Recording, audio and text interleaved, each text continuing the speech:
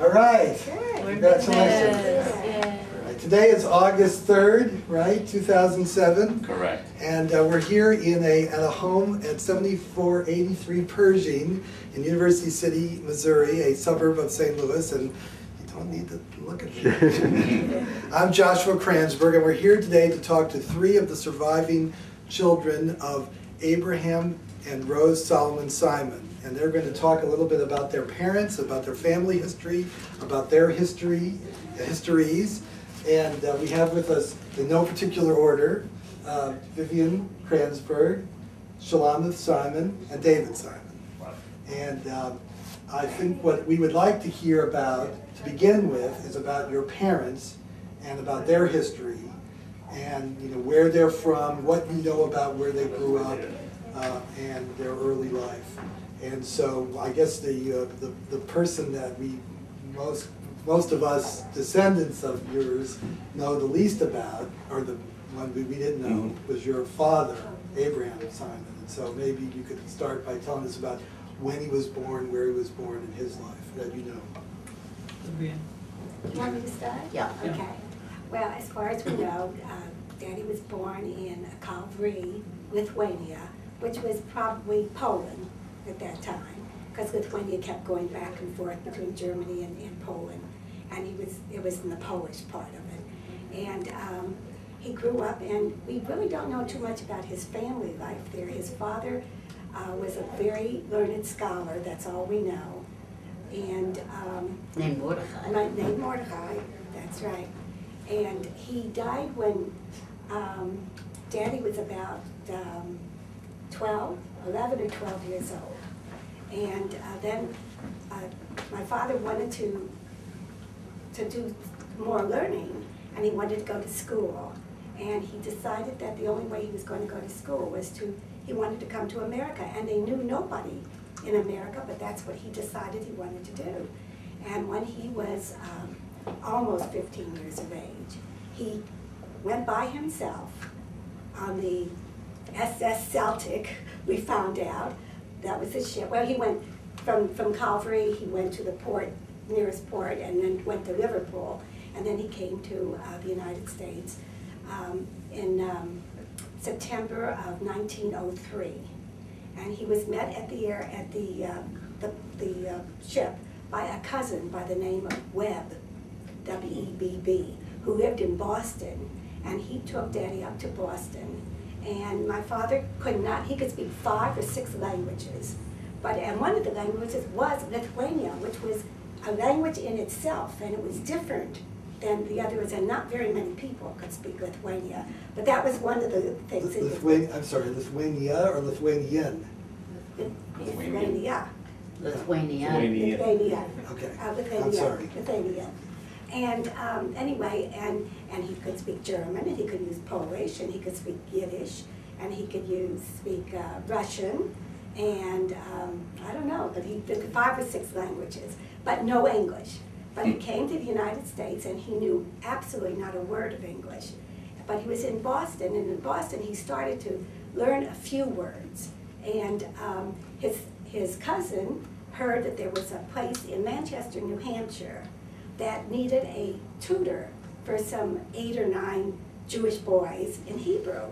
And he told his 15-year-old cousin that he could get him a job. So Daddy went up to Manchester, New Hampshire, and he tutored these little boys in Hebrew. Well, that was all right for a few hours a day, but the rest of the time he had time, so he went to night school, and he learned in 5 or 6 weeks, he learned enough English to let him enroll in high school. He started school in Manchester, New Hampshire, and we have articles from the Manchester, New Hampshire paper of that time telling about how his scholarship in high school, and how well he did. He was one of the top students there, and that was in 1903, and in 1906 he graduated from high school. He made the 4 years in 3 years. And he graduated high school in Manchester, and in 1906 he got a scholarship to Harvard, and he started Harvard. And David said at first he went to Amherst because he thought he wanted to be a doctor. But after one day, when he found out, my God, you have to cut people and I see blood, and I'm not a doctor. And so he spent one day there, and then he came to Harvard. And he started Harvard, and he spent the next 4 years of Harvard. And Harvard was wonderful, and they sent us all this correspondence that they had with him, and a lot of it consists of the fact that he was tutoring people, he was going to school, he was tutoring people, he was working in a department store at night when he ever had extra time, and all the extra money that he got, he sent home to his mother in Lithuania, because she was still there with her sick daughter and her another young son, and because they didn't have any money. Meanwhile, he wasn't eating, and he was constantly getting sick. And the school was constantly threatening to kick him out because he was ill. He couldn't take a test one time because he was so sick. He couldn't even get to the classroom. And they had all this correspondence discussion about whether they ought to keep him in the school because he was always sick. And they didn't know whether he would make it and whether they should give him his scholarship. There was a letter there to Jacob Schiff because Jacob Schiff was providing some of the money. You have to tell them who Jacob Schiff was. Oh, Jacob was a philanthropist of the early 20th century. And he was providing some of the money. And they said, you know, this guy, we hope he's going to make it because we want to make sure. And anyway, he went through 4 years of Harvard, and he was a kind of, he was very gregarious. He was very well liked apparently, and he had in his room a samovar, and everybody came to the room to drink tea. And meanwhile, he tutored, and he worked in a department store just to get money, and he did all these things while he was going to Harvard. And one thing about him, he wasn't athletic, as everybody knows. No Simon is athletic, but he got to watch the Harvard games, and he was. We remember him as we had to always watch the Harvard-Yale game. Because, and I grew up thinking that Yale was the worst school in the country. Not why anybody would go to Yale.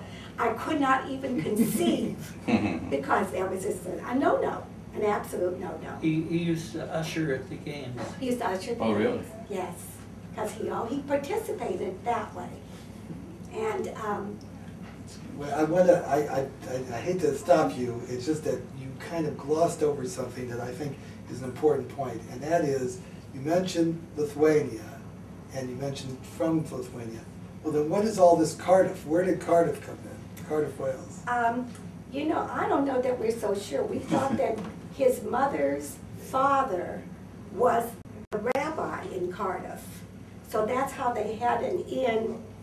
He went years before, and he was the rabbi of Cardiff. And so there was a nucleus of a family there. And then his sister went there, and she settled in Cardiff, and Gertie, and went there. And then his mother, when she finally left Lithuania, that was the place that they went to, was Cardiff, because there was a little nucleus of a family. Did your father live in Cardiff? Ever live in Cardiff? For a maybe short period of time, not before he visited there. And the people of Cardiff, when I went to visit, they remembered him because he was a scholar. And so the rabbi remembered him, and everybody knew because he was just kind of a special person. Oh, and is there some detail in that? No, book? I'm just looking at the Harvard class album of 1910, just to point out that he was born at Calvary, and it was called Russia. At least that's the way it was. And, quote, prepared at Manchester, New Hampshire High School, but his home address is shown as Cardiff. Oh, interesting. Well, now, actually, what year did you say he was born? You didn't say. I didn't say. It said that he was 15 years old when he came over, or almost 15, and that was in 1903. Right, so in those days, that was before Poland. Yeah. So if Calvary was in the part of Lithuania that was in Poland, Poland was in Russia, so that was correct. Right. Although as we know from my family, from my father's family, they often put down Russia for all of Eastern Europe. Josh, just to the point there, I had two dates, 1888 and 1890 as his birth date, but Aunt Shu just told me they went to the cemetery this week, and on the tombstone it says 1889. So Right. there's a few opinions there. Well, and actually, that's a similar thing in my father's family as well. That's not at all unusual. But now, what does the official document say? The passport shows 1886. Oh, so that's so It's older by the it's minute. sometime between 1886 and 18. So 89. But if you said he came in 1903, is that right, Vivian? You Yes, thought? and they- So, and we've always, and the- I've always heard 14 years old when he came over. Yes. That would be a birthday of 89. 89. That would He, be he always told me 1889. Yeah, You did, okay. Yeah. I Okay. think they would have gotten it right on the tombstone. Well, you never know who did the tombstone.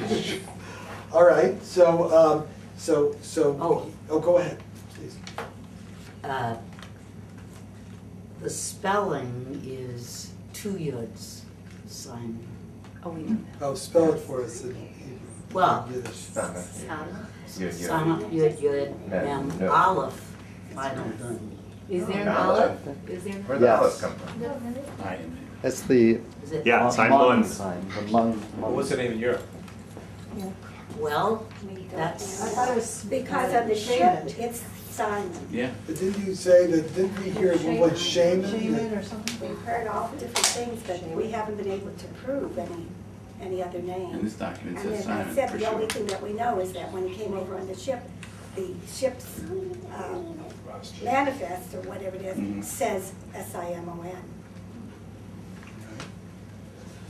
So he was at Harvard, and he was a busy fellow at Harvard. Do you have any friends at Harvard that we know of? Well, actually, his best friend was Teddy Roosevelt Jr., and I remember my father saying to me this, well, here I was, a little immigrant boy, and I was shaking hands with the President of the United Wow. States. And he sort of kept up a relationship with Teddy Roosevelt Jr., and he died just a little bit before Daddy died. And we heard from the widow, Teddy Roosevelt's widow. And he also knew a lot of, actually in his class was T.S. Eliot, but he was not a friend of his. T.S. Eliot was in his class? Uh-huh. and Walter Lippmann. And Walter Oh, my Lippmann was in goodness. his class. I didn't realize But we didn't hear about them. Dennis Cole, Dennis Cole was. It was Dennis No, no. Cole. he wasn't Cole in was his not in class. No, it was, but he was a friend of his. Who was Dennis Cole? that. From the Colt Oh. armament Oh. things, and he was going, his girlfriend was Ethel. Ethel Barrymore. Right. And, And who was that for the sake of but she was a very famous actress of the day. There's a Drew Barrymore, would that be a relative? Yes, absolutely. Yeah, and they wanted to go out, she and her boyfriend, that was at the time, I think she married him, and, but he had a paper due. And so they came to my daddy and they said, please Abe, write the paper for us, please. And he said, no, because if I get caught, I'll get kicked out. If you get caught, you're not going to get kicked out. I am. And so they said they went out their date, they came back early in the morning, and he sat down and he talked to them about the thing, and the guy wrote his paper and he got it in, and she kept saying, thank you, Abe, thank you, Abe. So that was a famous, his contact with his kind of a thing. Did he go by Abe as a? Yes, Internet? yes, as far as we know, that's what he was. And what was he majoring in? History of religions, I guess Semitics and history. I think his thesis for undergraduate was written in Aramaic. And then when he graduated cum laude from Harvard, then he went to the University of Pennsylvania and got his master's and his PhD.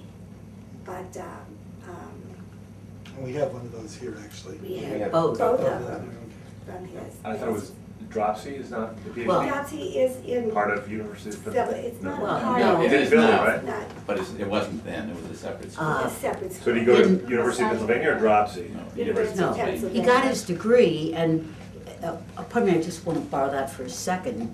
We have portions of the thesis that he was working on at the University of Pennsylvania in partial fulfillment of requirements for the degree of Doctor of Philosophy. By May of 1913, he already had his master's, but the introduction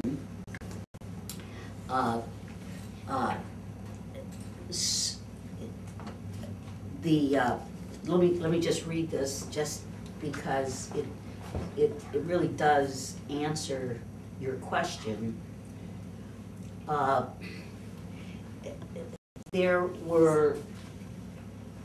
The treatise was to be on eternal happiness by Moshe ben Maimon, known as Maimonides. And the introduction says, the original suggestion to publish the Arabic and Hebrew texts of Pirkei HaHatzlacha, together with an English translation and notes on the two texts, came from my revered friend and teacher, Professor Henry Malter of the Dropsy College of Hebrew and Cognate Learning. After some study of the Hebrew translation of Pirkei HaTzlacha in the Uvutz, I determined to take up the original Arabic text. I proposed this to Professor Morris Jastrow Jr. of the University of Pennsylvania, and through his cooperation, I was enabled to go to Paris, where I copied the Arabic original together with 3 other manuscripts, which I hope to be able to publish soon. And I won't say anymore, but that gives you a little bit of a sequence. So he obviously studied at Dropsy, but in terms of the formal degrees, they came from the University of Pennsylvania. Do we have any evidence that he published anything? I don't know. That might be something worth looking into. So he copied the Arabic text? Well, if you look here, it's much. I don't really understand it. And Mayor, I don't know if you were able to. I think he transliterated Yeah. the Arabic into Hebrew characters. The manuscript which is being published is unique and is found in the Bibliothèque Nationale of Paris in the collection of blah blah. The writing of the manuscript is described as Syrian, rabbinic, Maget something character, and dated 1480 according to Neubauer. But he was commenting about the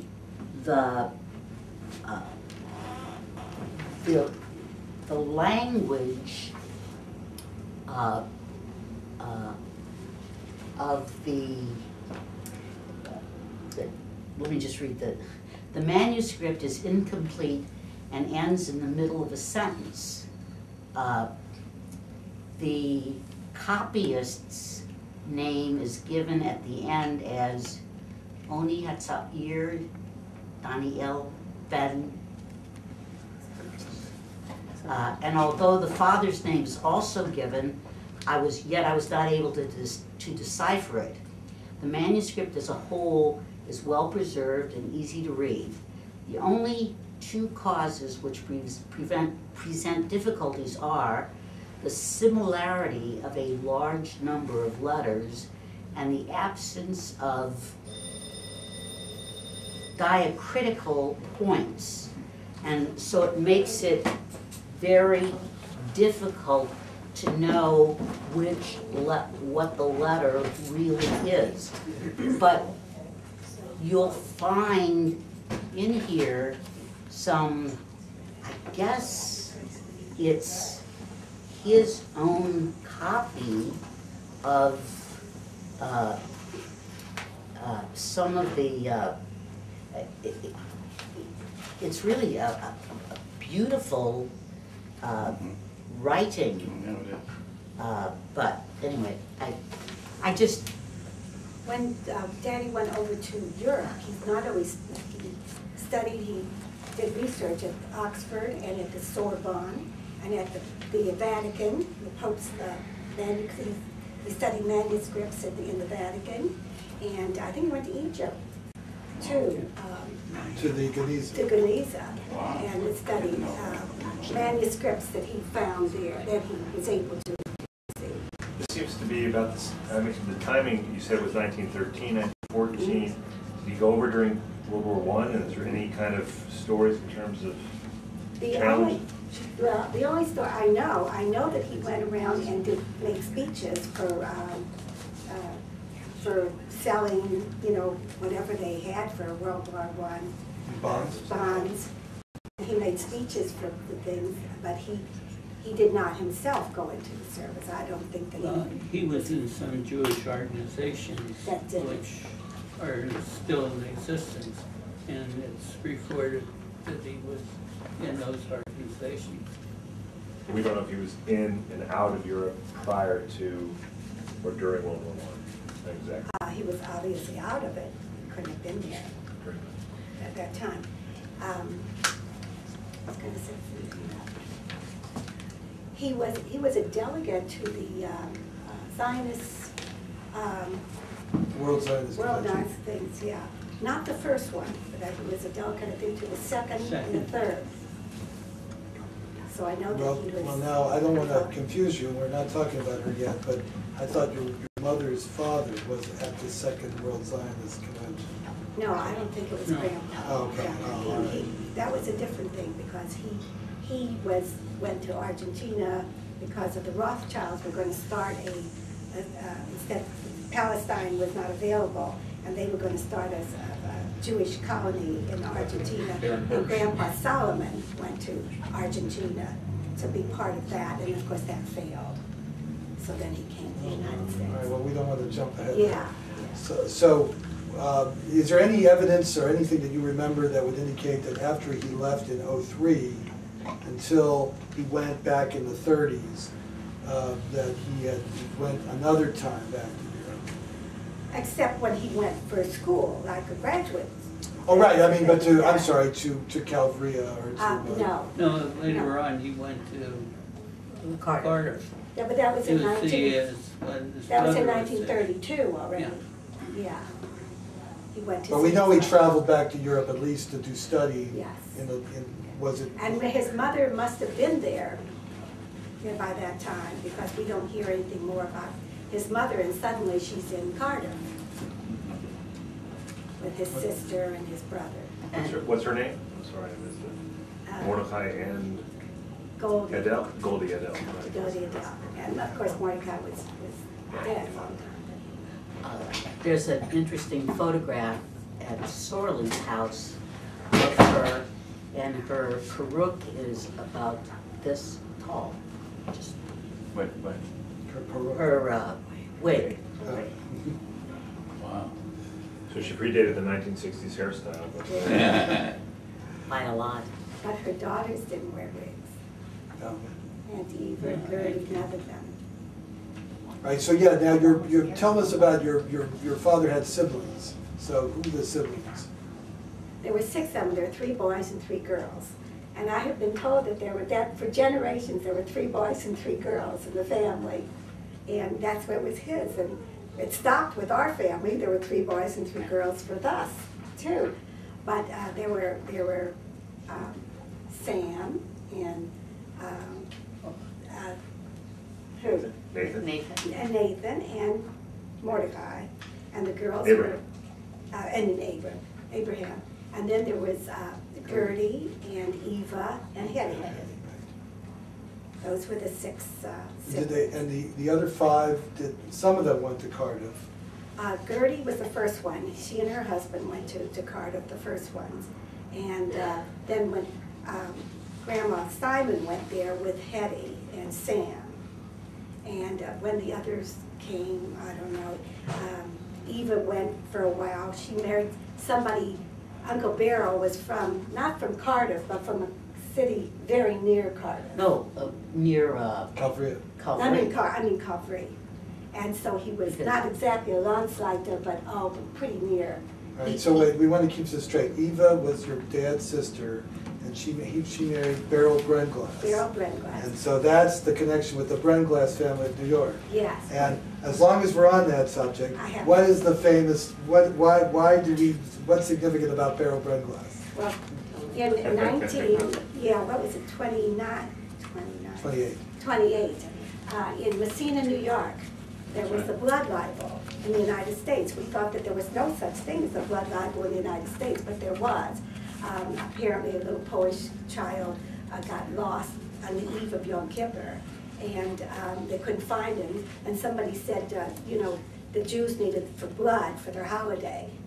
And my uncle Beryl, was the rabbi there, and they took him to the courthouse, and they wanted to put him in jail. And he was a tiny little man and a feisty person, and he said, I have to get ready for Yontif, and I wasn't, and it has nothing to do with this. And he ran out, and thank goodness they found the child, and it was all over, but it wasn't. I mean, my Uncle Beryl got letters from every big priest in the United States and all kinds of other Including the President of the United States. good Oh, president really? apologizing for this whole incident. And it's in the New York Times of that era, I guess. Yeah, and there have been several books written on the Yeah, whole somebody story. wrote their thesis on the last Yeah. blood libel. Yeah. Can you, the children, your father's siblings in order of oldest to youngest? Do you know? Yes. I'm trying to think, probably Nathan, probably older, and I don't know, Gertie was older. We're not quite sure. Hetty always said she was the youngest, but we think that maybe my father was the youngest. So we're not quite sure. We thought, they were kind of covering up for her. But I really don't know. All right, well, Because I did meet Aunt Gertie and Aunt Hetty. They were still alive when I went to England to see them. But my father wrote to his sisters and his family every single Friday afternoon before Shabbos. He wrote them a letter and kept in touch with them. And we had to write twice a year before Rosh Hashanah and Really? before Pesach. We had to always write a letter to That's the good. ends. That's great. And I'm going to tell him, to say hello. And family so he decorum. kept really close Yeah. tabs on them. what did you just fill out? This is Aunt Eva and Daddy. And my Well, you're father. done, show it to the camera. I don't know if you can pick Yeah, let's see that if up. I It's can not see it. not a great, So those. We know Eva is younger than, No, it's older. No. older. Who's that? Eva. Eva That's and it. Abe. She married a brain glass. Okay. And this, so these are the Americans. Yes. the She's branch the of only other Simon. person that came over to the United States, only other sibling that came to the United States. And they came over. And her children, just for the record here, were, Vivian, also. Vivian, Mark, Vivian, and Sam. She had 3 children. And that child just died about 6 months ago.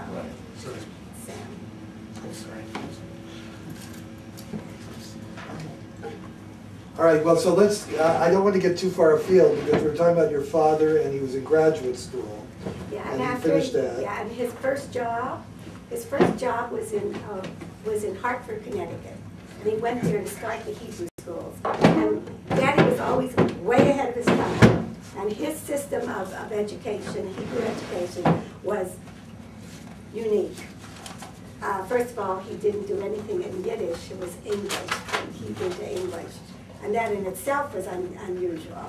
but he organized the Hebrew schools in Hartford, Connecticut. And I don't know how many years he stayed there, for a few years, and then he got the job in Cincinnati, Ohio. And he went to do the same thing. They hired him to organize the Hebrew schools there. And while he was there, he got a law degree, you know, on the side. So he also had a law degree from the University of Cincinnati.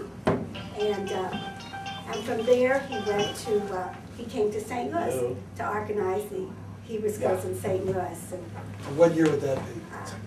Like 21, because he got married in 22. Oh, yeah. So it's 1921.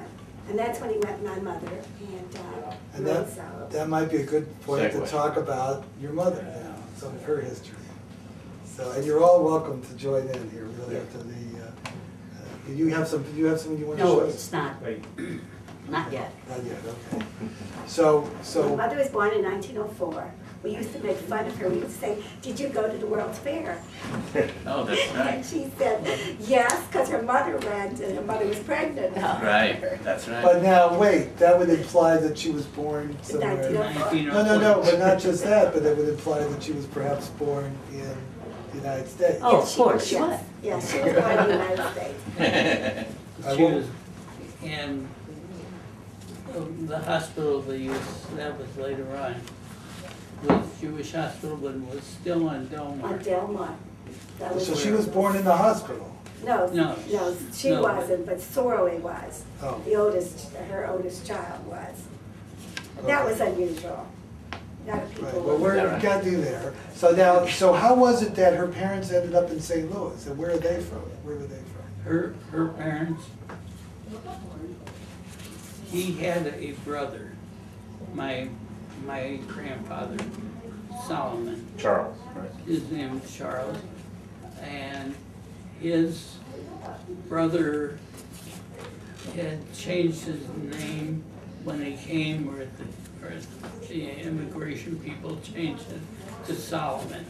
So my grandfather, when he came here, he just decided to use the same name, and he came to St. Louis and started the shoe business.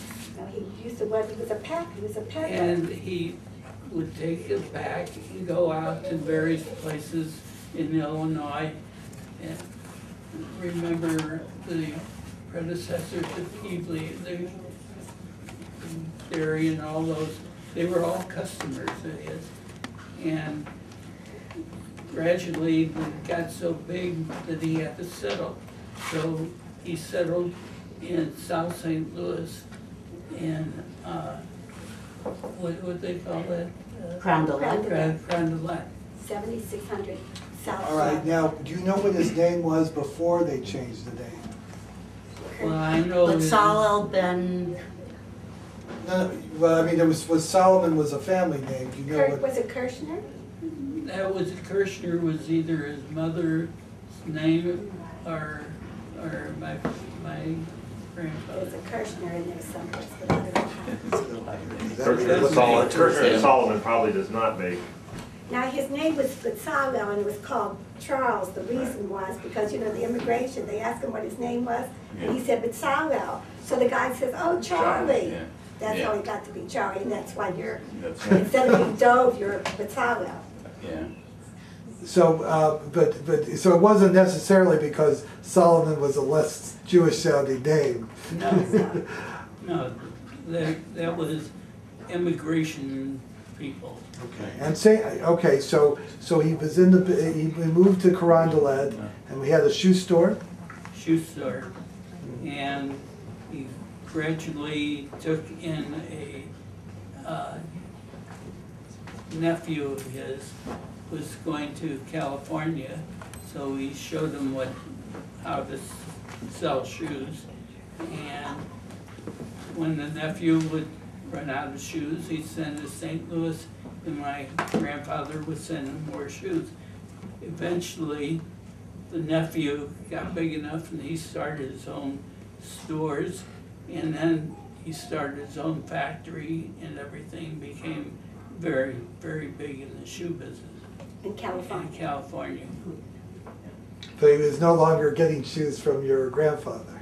No, Now, in South St. Louis, you know, it seems odd today, but there were Jews down there. They were the first ones. The Levendals used to say that they were the first ones, but they weren't. We were the first ones. And then a few years later, there was one strip, like at 7600 South Broadway, and all the stores ended up being owned by Jewish people. But Grandpa was the first one there. And what they used to do for their meat, when my mother was 4 years old, they used to put her on the streetcar that came that far. And they put her on the streetcar, and they told the conductor to leave her off on Franklin Avenue.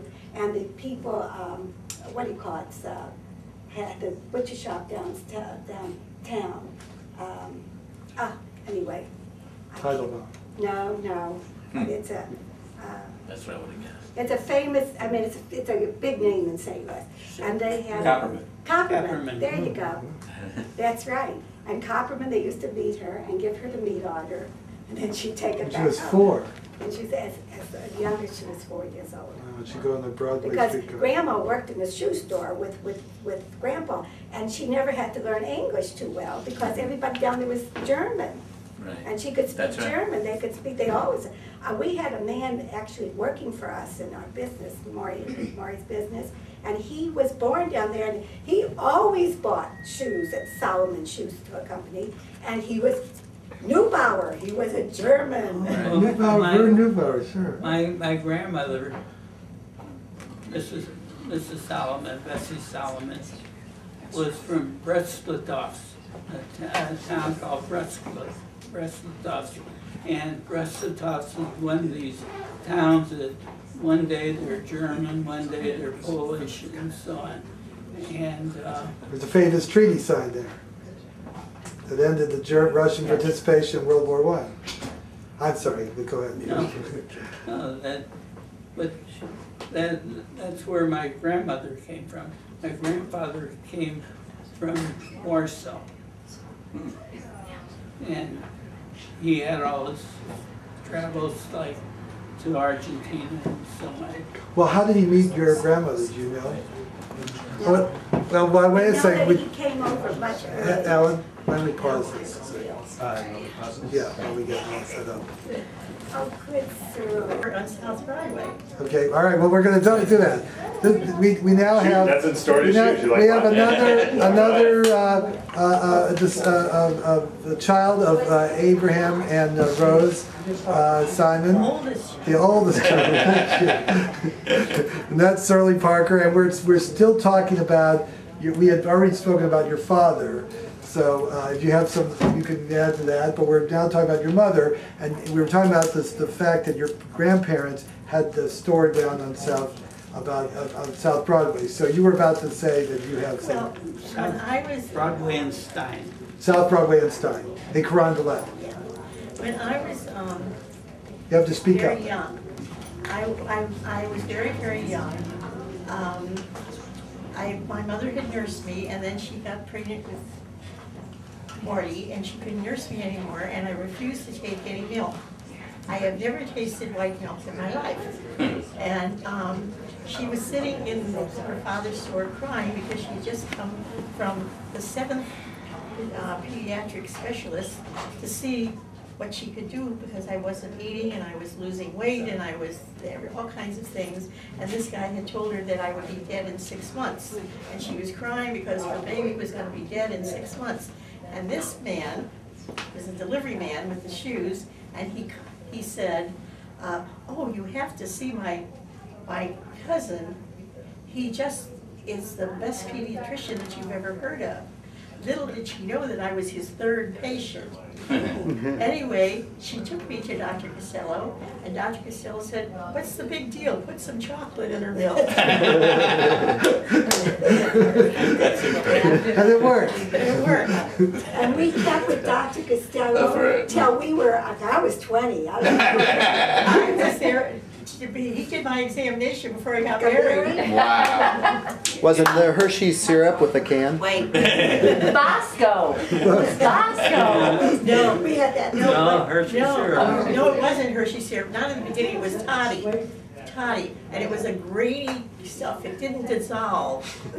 And as I grew older, I learned to wait till my mother left the kitchen, and I poured it into the sink. That's a good story. I remember a piece that we used to do that too. Yeah. Well, we, No just- milk except go ahead. for milk. We used to take the milk and dump it in. Anyway. I just want to take note of the fact that we have a picture of our mother Can you open the flap? Yeah, Yeah. open the flaps and Before- point them at the, before she got married, Wow. and then probably graduation from Yes. high school. Cleveland High School. Cleveland High Cleveland High School. Yes, she graduated at the age of 17 in, yes, 17, and was married. Her birthday was August the 18th. She got married September something, 10th. So she was 18 for 1 month when she got married. And we have before us a photograph of our father and no, mother. well, wait, well, yeah, sorry, well, we could show that here as well. Here, why don't we get that? Somebody just hold it in front of them.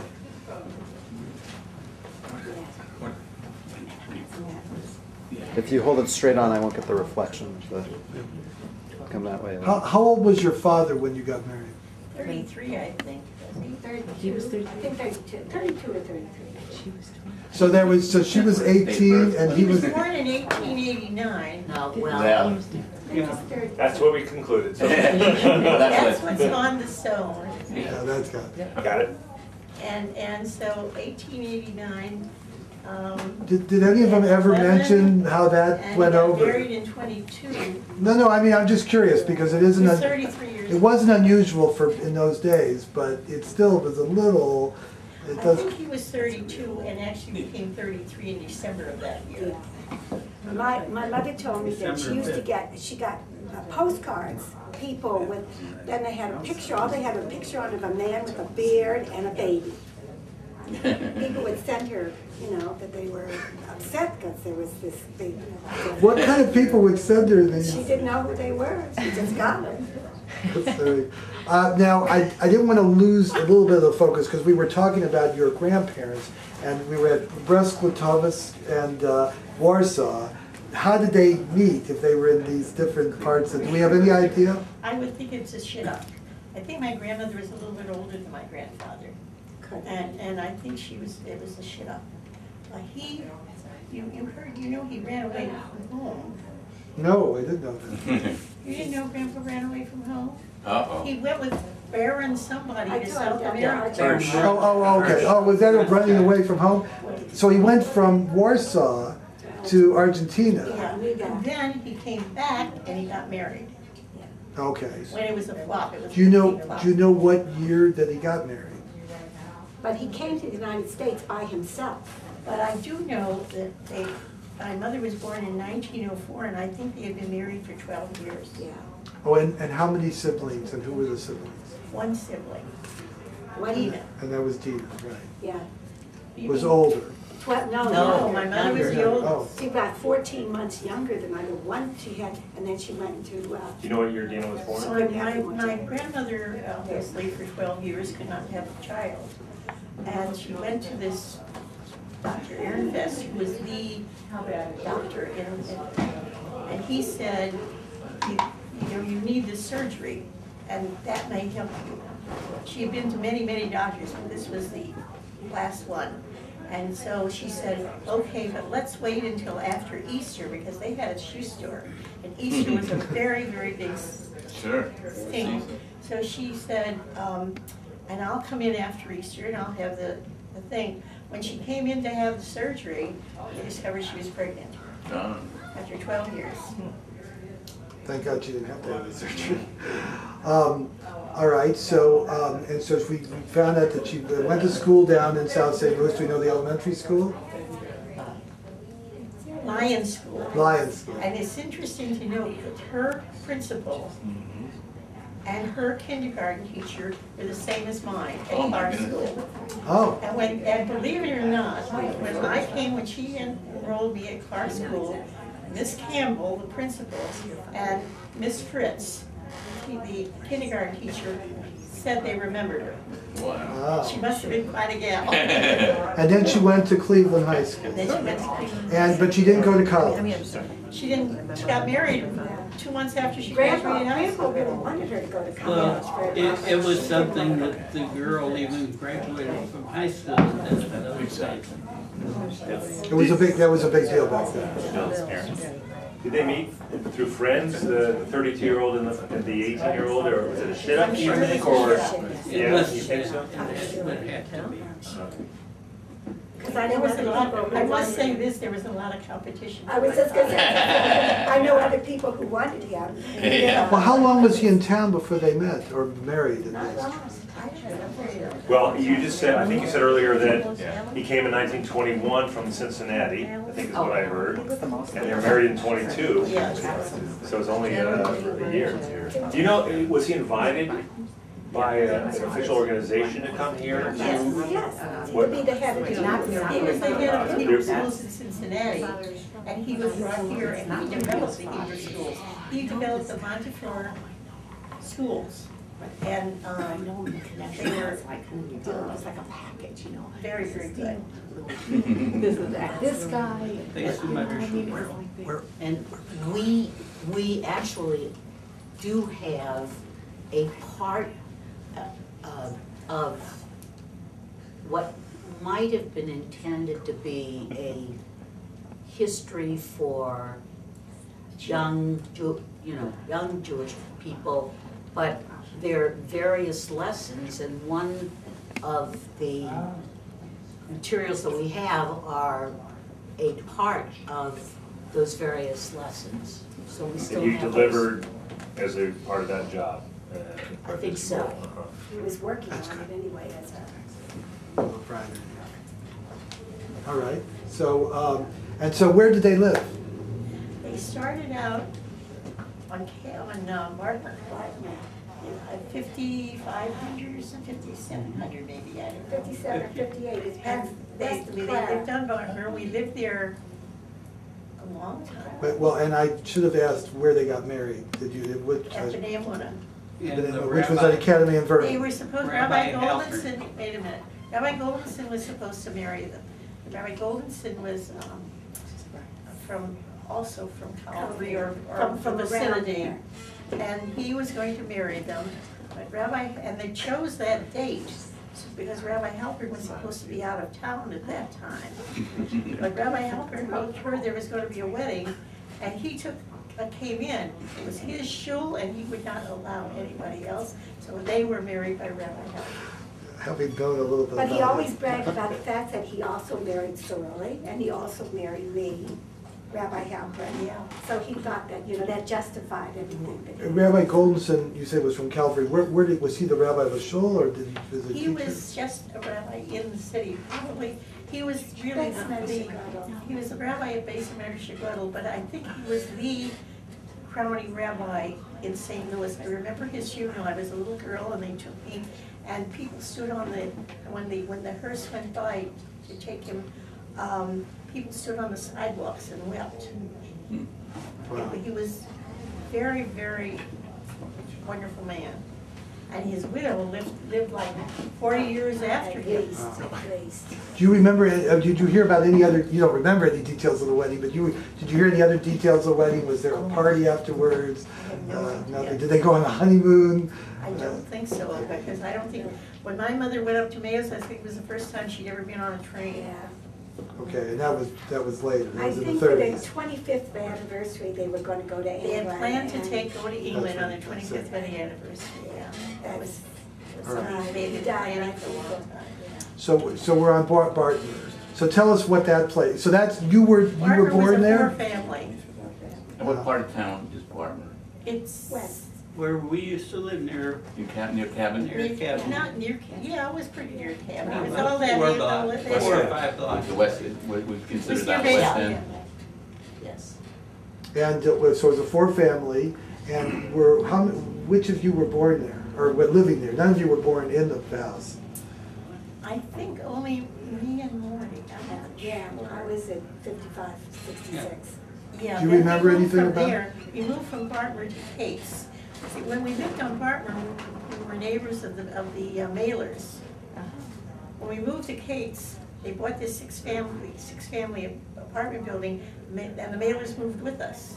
We were across the hall. It was like one house But your father and mother owned the building? with the Mailers. With the Mailers, okay.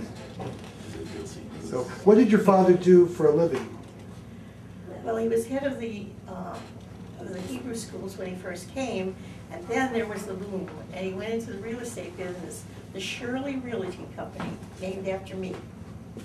And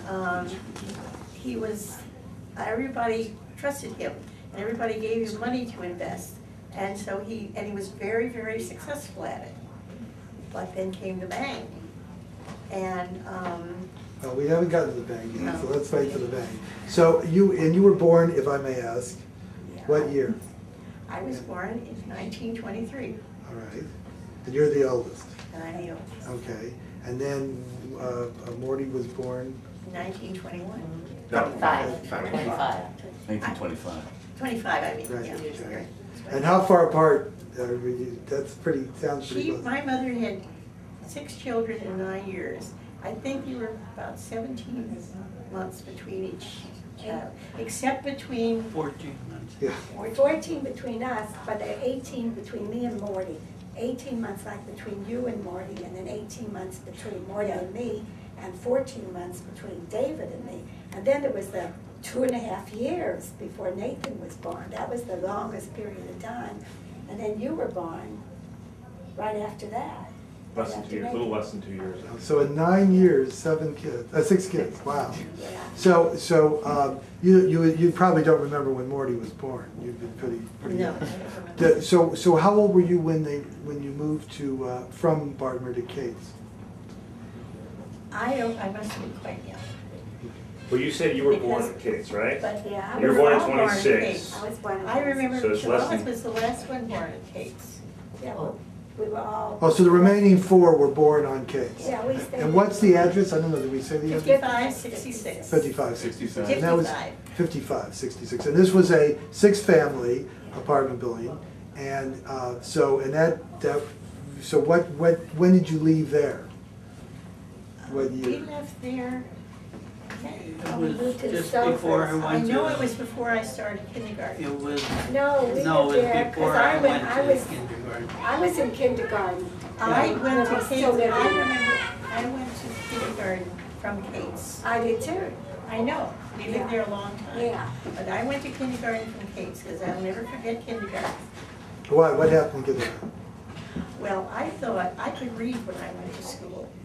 And I thought, oh boy, I'm gonna really like this. Well, they wanted me to draw pictures, and they wanted me to sing songs and march around in a circle. And I didn't like that. So every day, for 1 solid year, they would put sawdust in there and I would throw up. Every single Put day. sawdust in, You know. Huh? oh, The first 2 times I threw up on the floor, but then the custodian knew what was gonna happen. That's you I went- hated you it. went I through it. hated kindergarten. And you know what? They thought that I was retarded, and they put me in an intermittent class. They didn't put me in first grade. They put me in an intermittent class, Miss Atkinson. And one day, I couldn't stand it anymore. I stood up in class and I said, I am a gingerbread man, I am. I can run, I can. And I can catch you, you know, I read the whole thing. She said to me, you can read. I said, yes, I can read. So she took me by a hand, she put me in the first grade. First grade, I was in the first it was in second. It was a January class and a June class. So she put me in the regular first class where I should have been originally, and they decided I should go into the second half of the first class. So I went into the second half, went from Miss Field to Miss Bierman, a nice Jewish lady. And from her, she decided it was too much, she put me in the second grade. So I skipped like that. I wow. have a question. Why didn't your mother just tell the kindergarten teacher that you knew how to read? She did, but they didn't believe her because I couldn't draw. You know, and I hated it. I was very terrible in kindergarten. I can tell you something, I withdrew. I was so bored, I couldn't stand it. And you went to Clark School. I went to Clark We School. didn't, No, I went to We Clark went to School. Dozier. But that's because you had moved by then. no, No. Oh, no, they So just, we were right on the border, so we could do, but I think I started afternoon kindergarten at Clark, and then I went to morning kindergarten. so did you walk to school? Yeah, oh, of course. How far was the walk? How far Both was ways it? up. From Kate's, Barefoot? it was, nice walk. well, it was like we were at Kate's in Clara, practically. And we had to walk up to Bill, and from Bill to Union. So each one of those streets was a double street, so it was 4 blocks up. Did someone walk with you? My mother used to walk with me, and then she got a girl who lived on the corner of Bill and Kate's. She would just walk me up to there, and then the girl would take me the rest of the way. Okay, and that was, so did you ever, at some point you started walking by yourself? Yeah, Okay. So, all right, so now you're on Kate's, and you're there for many years. You're there long enough for the rest of the 4 to be born. when we changed, I went to 4th grade. And did you change schools? And that was when you started Dozier too? Yeah. And so this now takes us to 29, the crash came. What happened to your family when the crash came? Well, it wasn't any different for us. We were kids. We didn't know we didn't difference, you know? Well, you were born, you're the 3rd child. You were born in when? 26. 26. So 29, you wouldn't have noticed much about going on. But you were old enough that there Yeah. might have been, was there any kind of, do you remember any change? Well, the only thing I remembered is we had an awful lot of soup. Not very much. Zadie, wasn't there a story when you went to the grocery store with Aunt Shu and Oh, that Oh, the was. $5? That was That later. was later that on. was later? That's much later. All right, so what happened to your father's business? My father gave it up, and this I will tell you, you don't meet many people like my father. All these people who invested money with him were paid back. And every week, once a week, they would come and he would, if he only gave them $1, he would give it to them. And every one of them, not one of them lost a penny. And when somebody invests with you, you have to take, they were supposed to lose it. I mean, They could have they could have lost it. Everybody else? Legally, he did not have to do it at all. And we ate a lot of Soup. soup. I don't think we ever had roast. What about your grandfather's business? How did that do? Oh, that was, listen, my grandfather, those people adored him. When my grandmother came back from California, after my grandfather died, she was living in California, and when mother was ill, she came back, and the people who had bought the store from him when he moved to California wanted to pay her $100 a day, which in that time was a lot of money. If she just sit in the store, because they knew the people would just come traipsing in to stay with her. Wow. She went down there for one day, that's all. Interesting. So, He went to California because he was really going to go to Israel, to Palestine. Yeah. And then he got to the train station and he had a hemorrhage. And so he came back and they found wait a second. Now, let's get this story right, because I've been hearing this. They were packed and ready to go, and they were Yes. all set to leave for Yeah. Palestine. Right, right. And he had a Right. stroke. And he wasn't he a had stroke. leukemia. That's exactly what he had. Well, he But, died of kidney. Some kidney. kidney stones. What year was this that he's having? He died in 36. 36. Yeah, he died in 37. 36. At one point, didn't he talk to your father about both going? Did I? Not that I know of. I thought they were going to be the Rothschilds They were from gonna- Palestine, when Dad was still making money. Yeah. No, they were supposed to go first, and when they got established, Daddy was gonna bring the rest of Oh, I the see. family. Because I can remember the bank, Daddy was dealing with the Israeli bank already at that time. You know how we lived during the Depression? Because my father still taught went back to teaching in the Hebrew schools, the yeshiva. And you know, he very often there were 5 months in arrears of payment. And so when he did bar mitzvahs, people would bring the clothes of their children for us as payment, no money. And so he would call Mr. Sardi, I Am Simon and Company, and he would buy 100 shares of Long Bell or 100 shares of AT&T. Or such as another, those were the 2 pets, I think. He'd wait till it went up a quarter of a point, and he would sell. He never had to send him a check. He would make $25, and that's what we ate him. That's right. Wow. Lucky it went up. Well, some days he had to hold it more than a day. He was a day trader, in other words. That's right. Okay, so Mr. Sardi how much do we have left was on this on tape? the phone. 1 minute. Jonathan. We're down to our last minute of this tape. I just want to point out that we have a postcard that my father wrote, and it's addressed to Master M. Simon, 5566 Cates Avenue, St. Louis.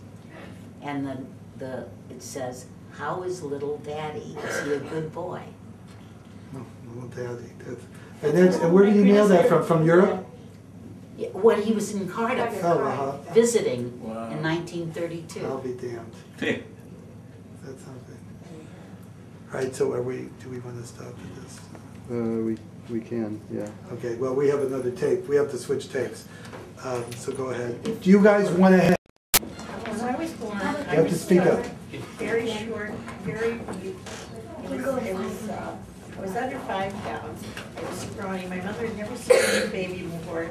She never saw anything so ugly.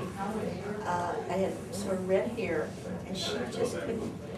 She was in tears all the time. My father went around telling everybody about what a beautiful baby, and when he would bring people in to show me to these strangers, my mother would put the thing down so nobody could see how ugly I was.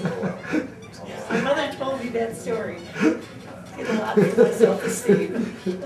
I remember another story about being born, but I don't know who it was, whether it was Nathan being born or something, and those days you could all go to the hospital to see your parents. We did. And we all can, and Daddy was taking us all to the hospital to see Grandma with the new baby. And I remember the girl at the desk saying, "Dr. Simon, are those all yours?" There were 4 of us under 5 years of age. He said, "Are those all yours?" And he said, "Yes, yes." And I remember pushing us into the elevator. Get in, get in. Nowadays, you wouldn't even die. That's right. So, all right. So you're on Kate's, and then at some point you moved to Vernon. What was it? What was the address? 5453. Well, Yeah. he sold the Cates building. Do you remember what year you moved to Vernon? 54, 53. About 32, 33. Yeah, because I think I was just born. She was, yes, that's where the bicycle handle went through my foot. Okay, now good. I'm glad that we heard about this, because tell us about that, because I don't think our younger members here have heard this story. It's a great story. We had just moved into Vernon. The house had a very long, dark hall. The bedrooms were off the hall. And my mother said, and then Shalamas was screaming her head off, the baby. And my mother gave me the bottle and said, "Take it to the baby." So I ran down the thing, and somebody, probably Morty, left his tricycle in the hall, but the rubber thing on the end of it, The handle was gone. So it was just a raw metal.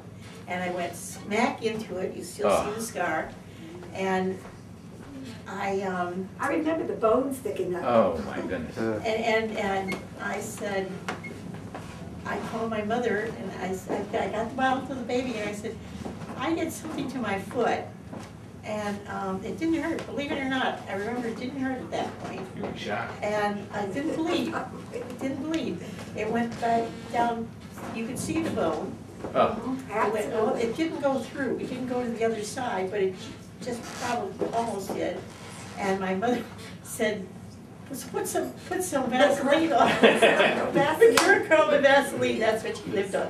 And she said, put some mercurochrome on it. I said, I don't think I should put mercurochrome. So she said, for goodness sakes, Charlie, she came in, well, she screamed so loud that Mr. Sofers had company, her brother was there, and he came down to see what was wrong.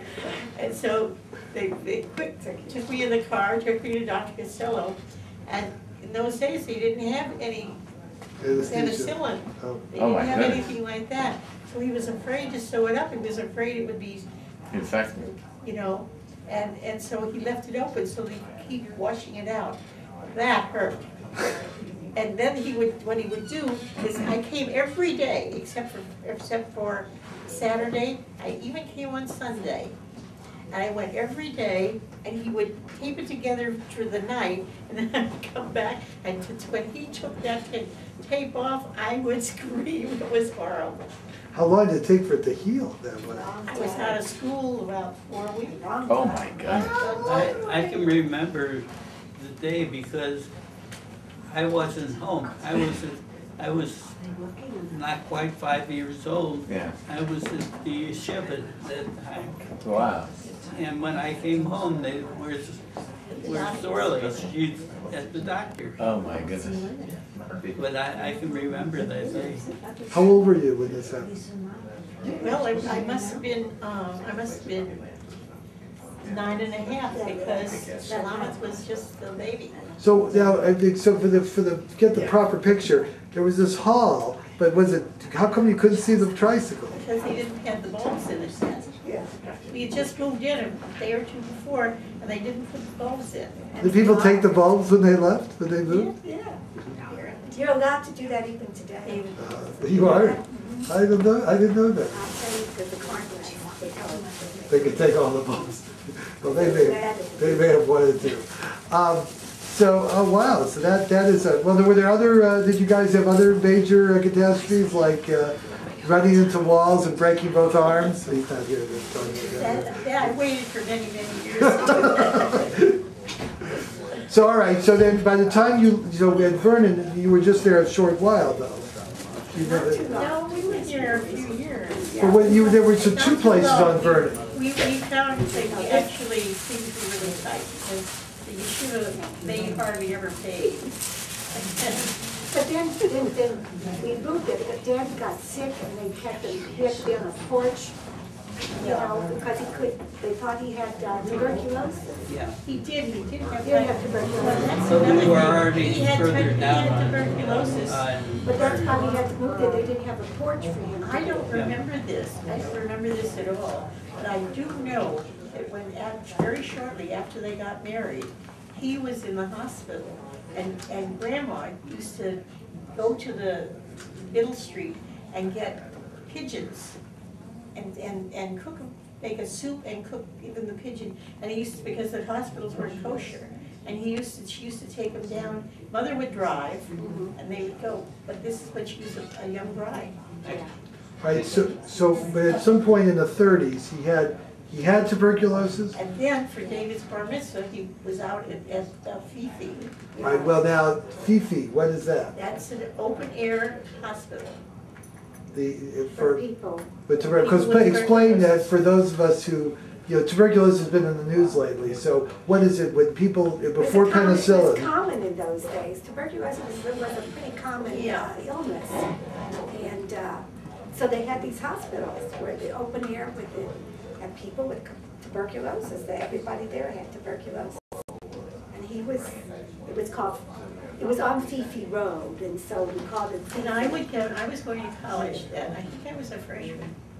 And I would go on the streetcar, the city limit streetcar, that would take me into the loop.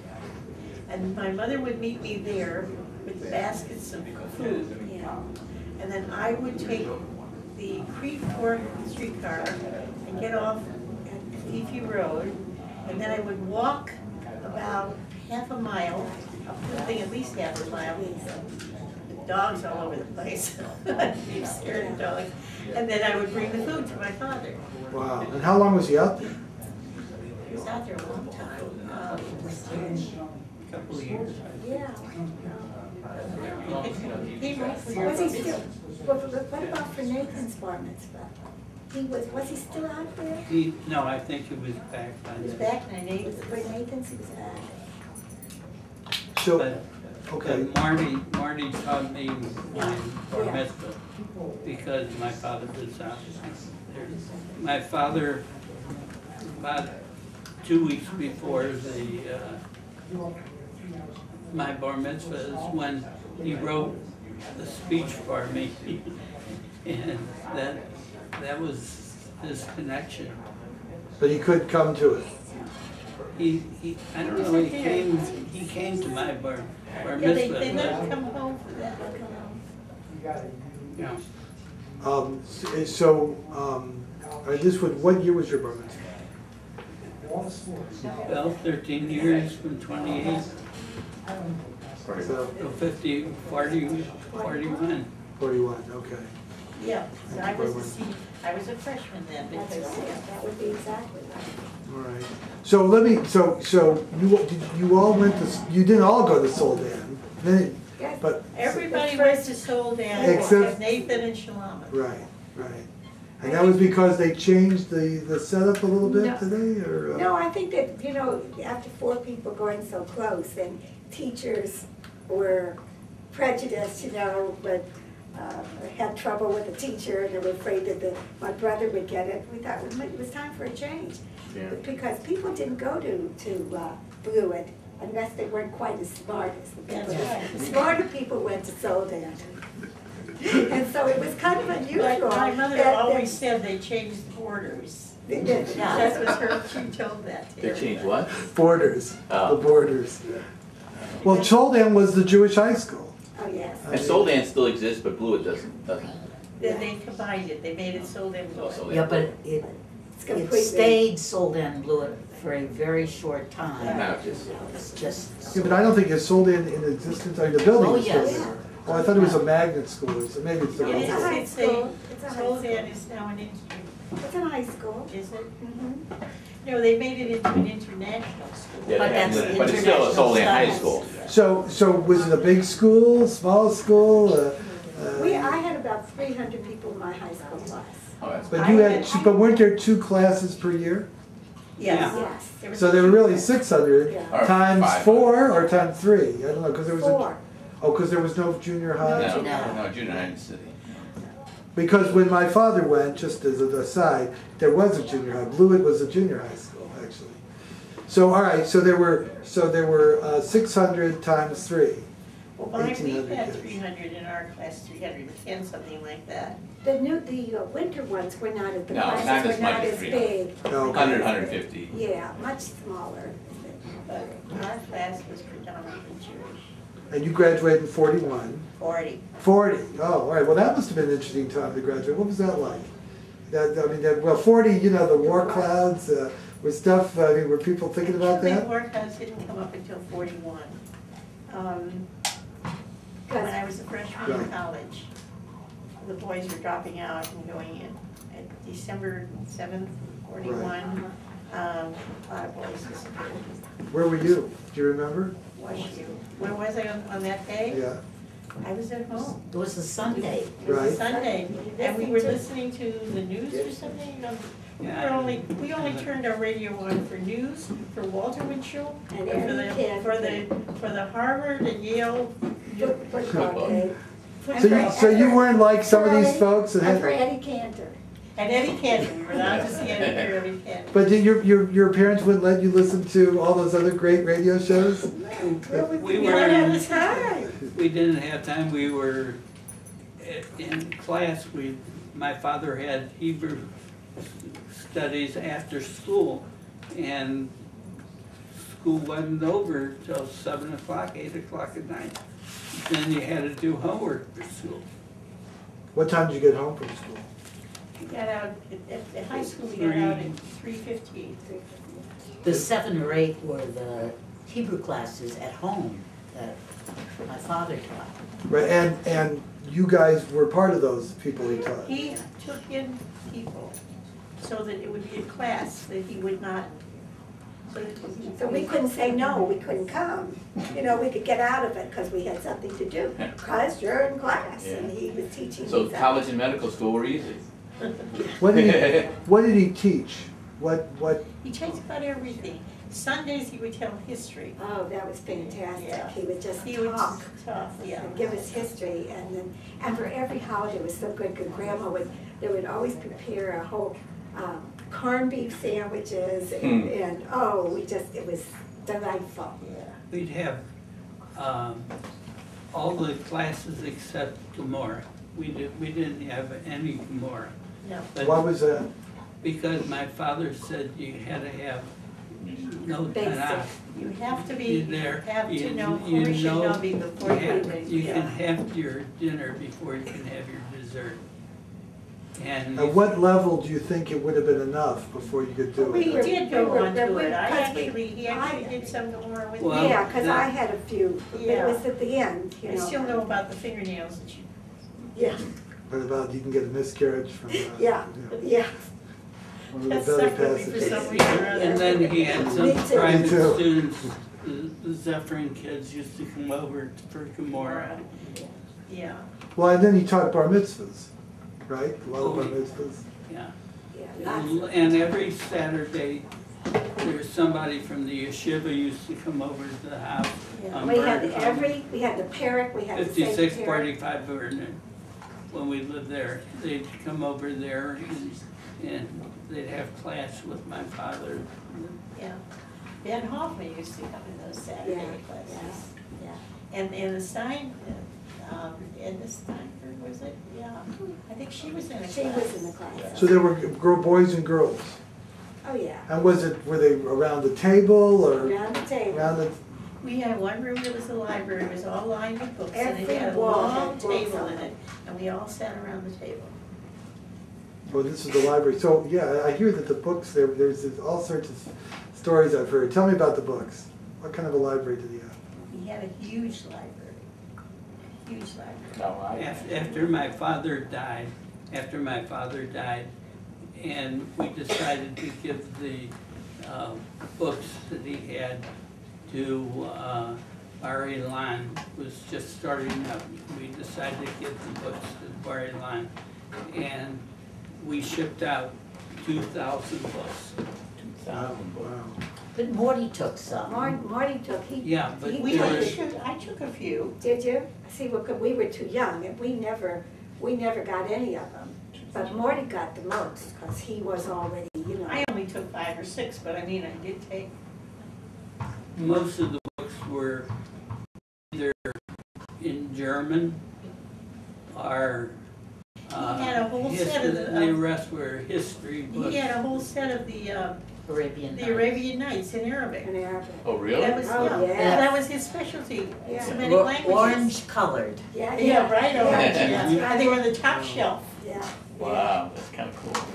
You can help us with Homeland Security. When they first, Bar Ilan was a young place then, Right. and they had a special place for his books. But now I don't know what I they have do. to tell you this about the library. There was a rabbi in town who came to my father's library, and he was willing to take it as an adon if Vivian would marry him. How do you like that He one? was willing to take it, I'm sorry, what? As a A dowry? diary. Wow.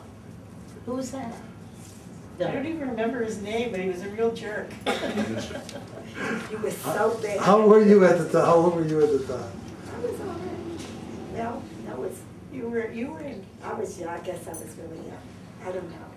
So just to get briefly back to the December 7th. I So purposely were you, forgot about that. had you like, someone said, oh, turn on the radio, or were you just listening to the radio and you heard this thing? Because I know it We would have just been. did the radio only went on Sundays, Oh. really.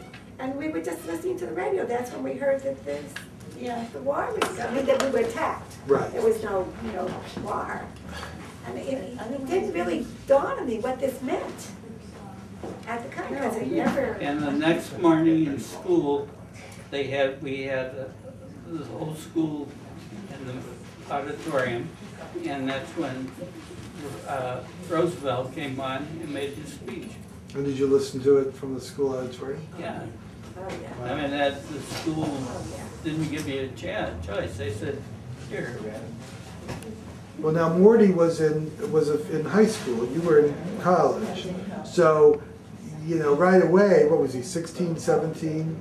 He was a senior. Yeah, so was there some He was concern 16. about? He was 15 Oh, because 15. he graduated when he was still 15. Yeah. He was a month before, or 2 months before. Otherwise, we were all 16. Yeah, we were 16, Marty was on 50. Was he drafted once he was eligible, or did he go in? He joined. He joined because he was going to join, he was 17 only, and he could get into this program, the ASTP program. And they promised that the people would go to college.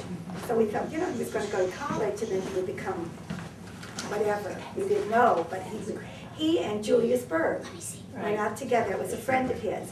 And they joined because they were going to ASTP. Now, he did at first. They did go, go down, he went to Texas first. That's where he Tyler, took his basic He took his basic training, Tyler, Texas. Wow. Camp Fannin. Yeah, we're talking about your dad, actually. Yeah. And so, so we went in as, not as an officer, of course. it was No. So how was that? Did he write frantic letters home? No, but so once, then he was shipped overseas and he was shipped to New Guinea.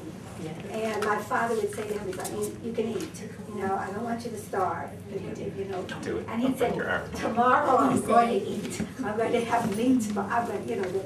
So he said, so the next day they would have something that he never would have eaten, you know, kind of thing. So he went through his whole 3 years in the army or something like that, and he never ate any drink. And he was so thin when he came home. Yeah, but he developed pneumonia. Yeah, And he they- was, and it saved his life because he was in New he Guinea. was in the second wave that went into the Philistine. I mean, He was in New Guinea. What happened? He was in New Guinea, developed pneumonia. And while he was recovering, his outfit shipped to the Philippines for the invasion of the Philippines. And his outfit also, when they got there, had the distinction of having the longest term without any relief. Oh, my God. Anything. None of them, they lost, yeah, most of the And- people, most of them were killed. But because he was kosher and he got sick because he was kosher. So while he was He playing, saves his life. while he was waiting, he recovered. He used to go in the office to, is there something I can do? And there were two Jewish fellows in the our office. One was from Massachusetts, Yeah. and I forget the other one. He Yeah, there was was a a ball player. Marianovich. Marjanovic. Yeah, Marjanovic. the big Yeah. baseball star. And And he came to Marty's wedding. They kept Yeah. up Oh, after really? the party. Yeah. Oh, He yeah. came to Marty's wedding. And- They tried to fix it up with. With Mitzi. anyhow, We did, They- we tried. what they did, they said, hey, we like this guy and he's a nice Jewish boy and everything. And so they put in and they transferred him over to their unit. And that's how he got in with these people. Now, this one fella, not Marjanovic, the other fellow, the one from Massachusetts, was a dress manufacturer.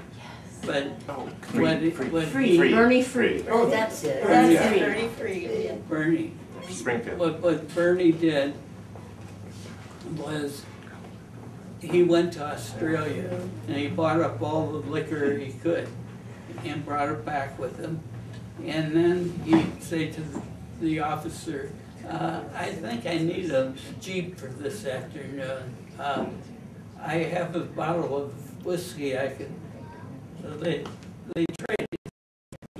He became like the one who ran the office and everything that went on. Well, eventually they all got transferred to the Philippines, and they were, when the troops would come in, they had to process the troops. So any invasion or anything, they would have been right where they did the process in order to get the troops to where they had to go. He said there was a couple shots that still, even when they were there in the Philippines, they still, at night sometimes, they'd hear guns and they'd take some shots. They had to watch snipers. Yeah. So it wasn't so safe. No. It was still But dangerous. then they get to go to Manila for Tisha B'Av. I remember when she said they went to Manila for Tisha B'Av. Had a good time on Tisha B'Av. Was there a Jewish community there? I guess so. Yeah. Well, They had there were Jewish soldiers and everything. Yeah, that's right. It wasn't late. So yeah, but so he had some adventures in the military, but he managed to avoid being in the center of the action. Well, It was a good thing for him. well, most of the troops were, Japanese troops were already captured then, but So was he in the Philippines when the war ended? yeah, Yeah. How soon after did he come home? he came home 56, 46. 46. I think So was he, between the time he left, which was what, 43 and 46, was he ever, did you see him for 3 years? No. You didn't see him at all for 3 years, oh my. And the only thing we could do was buy his sausage and everything, salami, and Hang it up to dry it. let it dry, and then coat it with wax and ship it out. And when he got it there, he cleaned it off. But he said sometimes it was rotten. That's right. Didn't always get Yeah, there. especially going to the tropics. So it was, so it was a pretty tough time, so how was it must have been tough for your folks. Did he ride, Yeah. did he ride often? Yes. Yeah. Yeah, he did. More than his brother David. But you weren't in a war zone. You were near a war zone.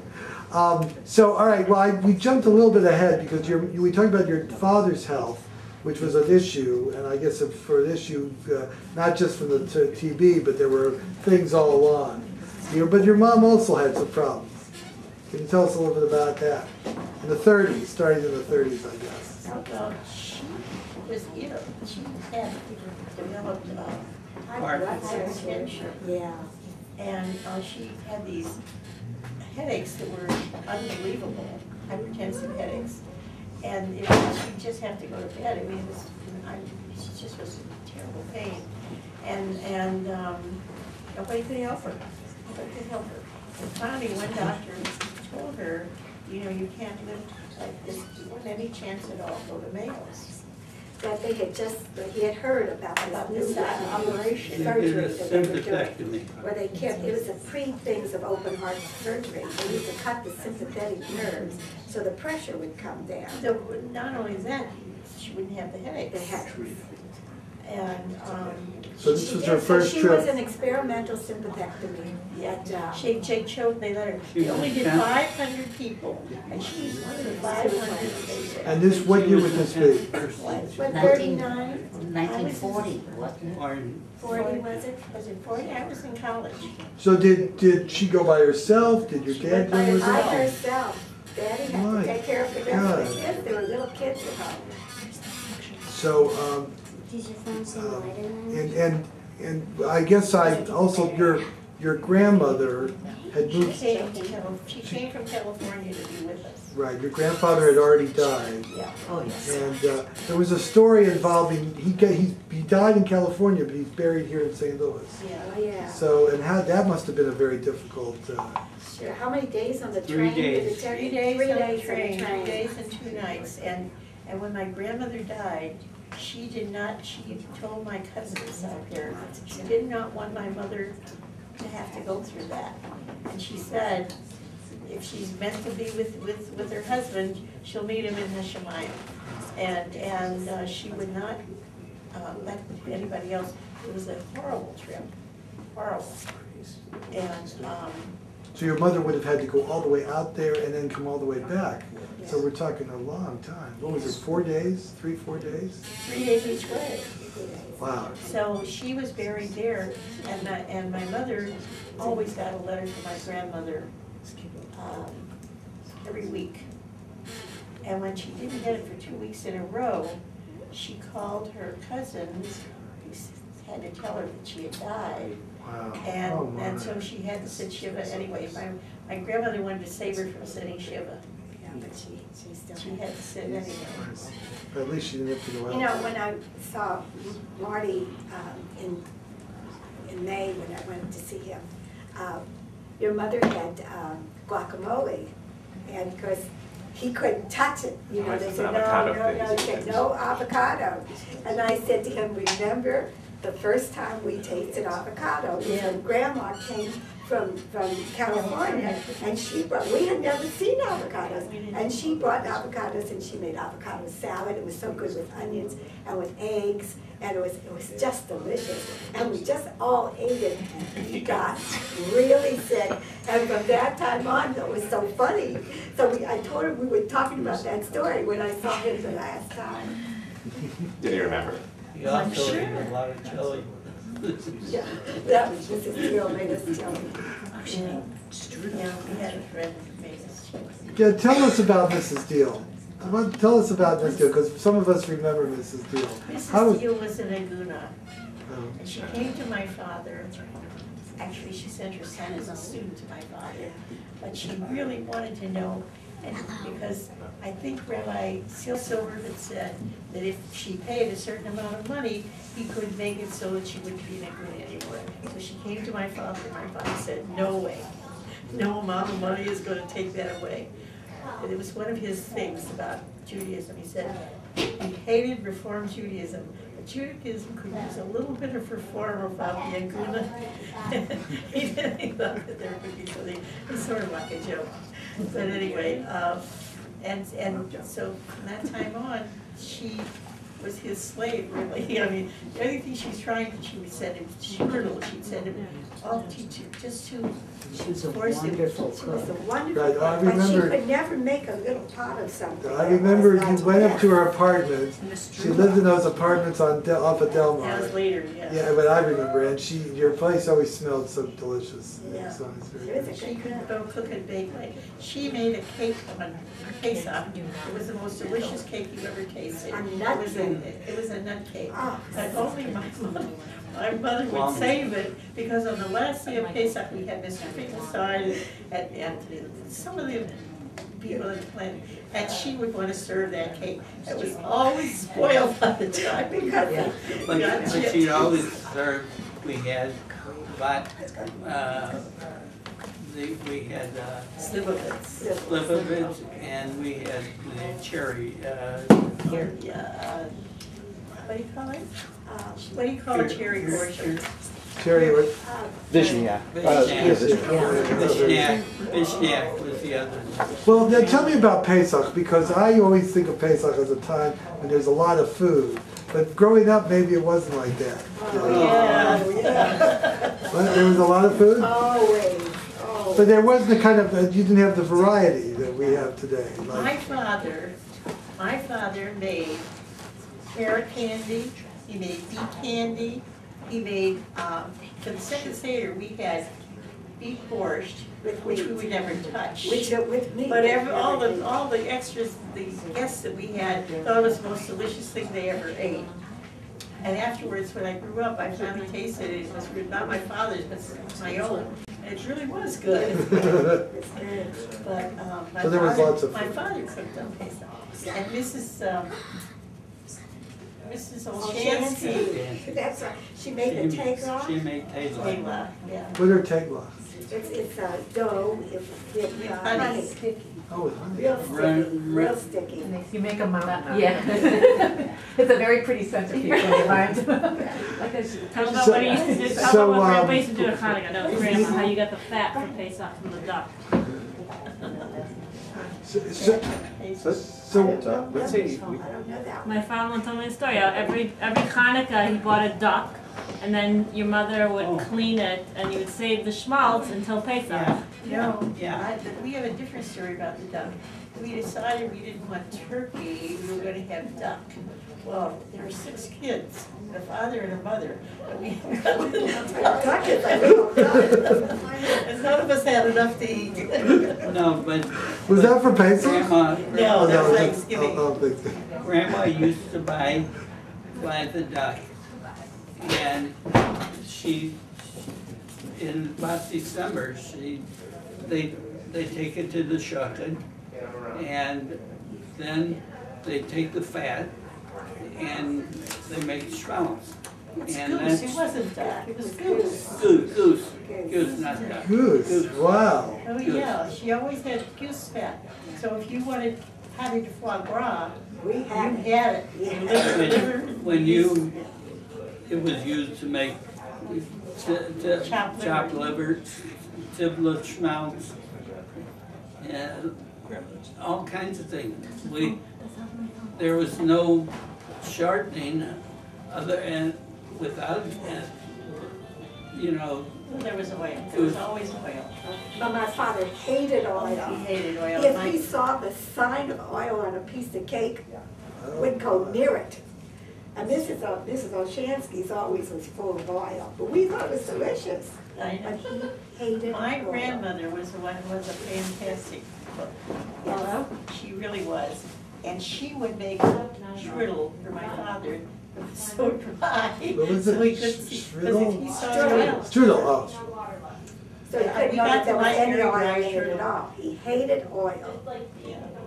What kind of, a lot of stories, but what kind, I mean, what are the memories, or what kind of people were there in terms of, how they interacted with other people, things that, like, what kind of people were they? Well, my father was always giving, people were always coming to him for advice. What kind of advice? Any kind, any kind of advice. Personal advice? Because business, personal, business. I remember somebody came to him, for a question in Gomorrah, and he'll tell them, I remember Mr. Feldman came for something, and he told him to look on page so-and-so on this part of the page. That's how he knew things. He knew exactly the page and what place it was on the page. He could give answers.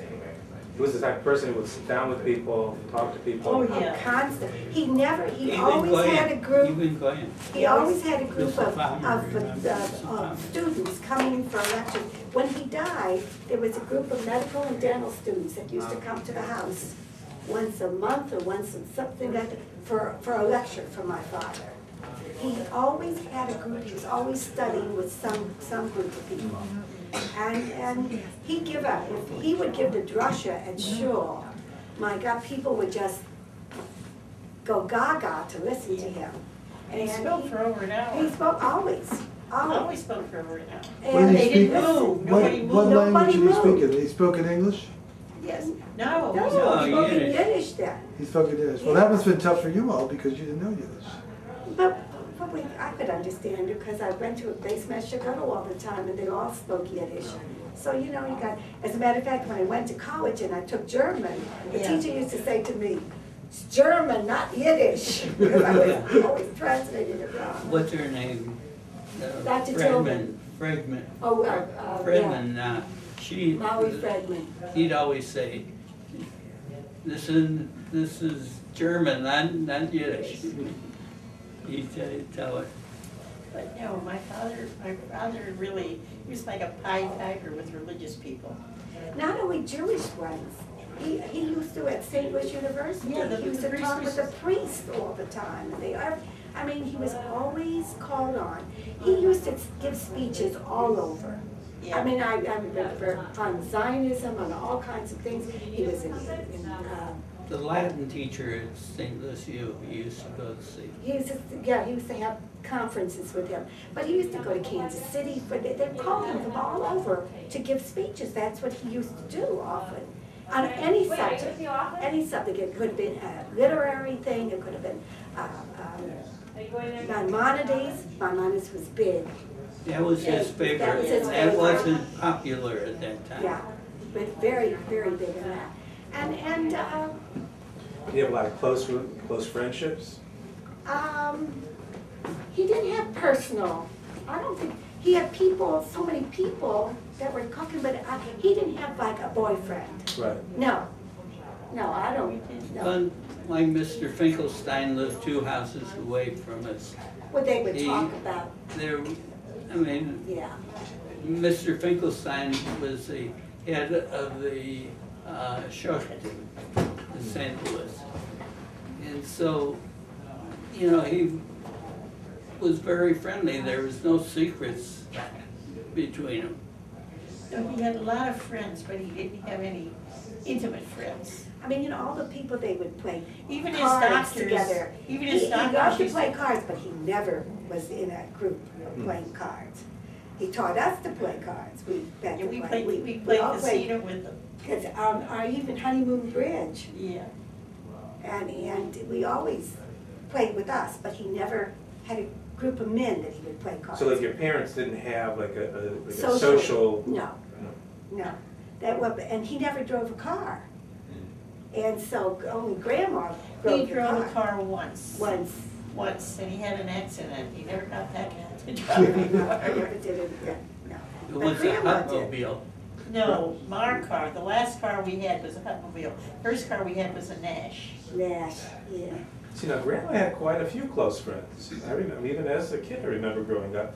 But it was always interesting to me that she always referred to her friends as Mrs. So-and-so. Yeah, right. And sort of like a sign of the times. You know, That's right. There was a very That's right. formal. And when they went out for anything, it was with gloves and a hat. Yeah.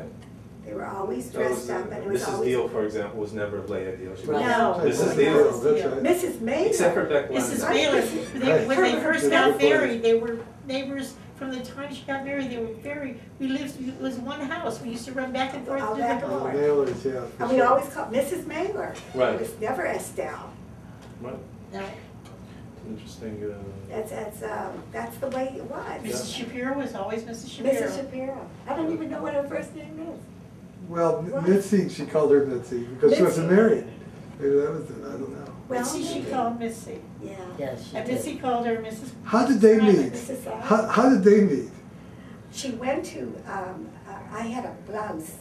I had gone to, an affair, and it was a lace blouse. And it got torn, and I was gonna wear it again. So she took it into the Ambassador building downtown to a place to get it mended. And she was standing in the hallway there, and Mitzi came and had a store. The second floor of the Ambassador building at the time. And they met. And so they became friends just from that. Joanna was she made friends very easily. And they were very loyal to her, yeah. Yes, they were. Called They her. were very loyal, yes. Listen, as a matter of fact, I promised Mitzi, and I do it every, I go to her grave. For her, she made me, because nobody's gonna come.